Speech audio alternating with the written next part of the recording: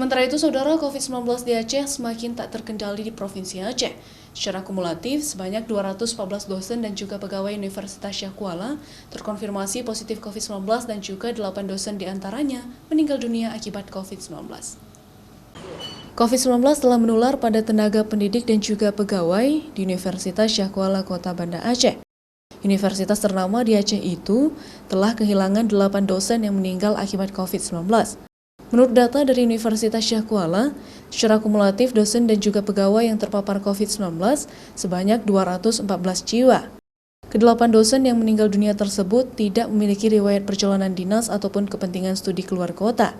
Mereka diduga tertular COVID-19 akibat transmisi lokal karena penyebaran COVID-19 di Aceh semakin tidak terkendali.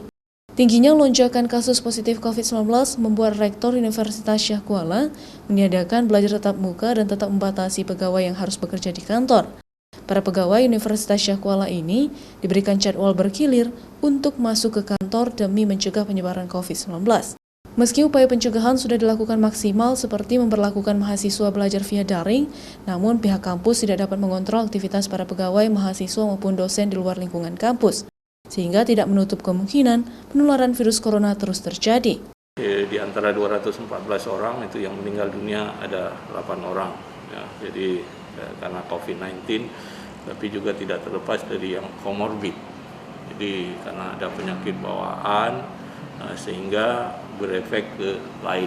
Walaupun sebenarnya seperti contoh Prof. Nasir Aziz, ya, itu beliau sudah negatif, tetapi karena efek dari COVID-19 itu hilang imunitas. Rektor berharap kepada semua penghuni universitas agar meningkatkan kesadaran diri untuk menjaga diri dari penyebaran virus corona. Salah satunya adalah dengan mematuhi protokol kesehatan penanganan COVID-19 secara ketat. Secara kumulatif, kasus COVID-19 di Aceh telah mencapai 14.901 kasus. Para penyintas yang sudah sembuh dari COVID-19 sebanyak 11.638 orang, penderita yang dirawat sebanyak 2.682 orang, dan kasus meninggal dunia secara kumulatif sudah mencapai 581 orang. Dalam satu hari, warga yang positif COVID-19 di Aceh mencapai 200-an orang. Nova Misdayanti, Kompas TV, Banda Aceh.